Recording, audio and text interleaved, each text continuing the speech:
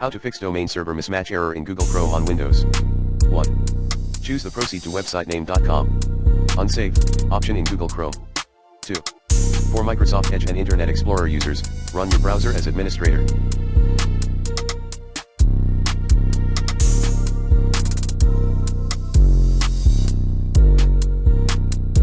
Choose continue to this website, not recommended. Install certificate in your browser. 3. Mozilla Firefox users, choose accept the risk and continue. 4. For site owners, try some free online SSL certificate diagnostic tool. For more help, contact your web hosting service provider.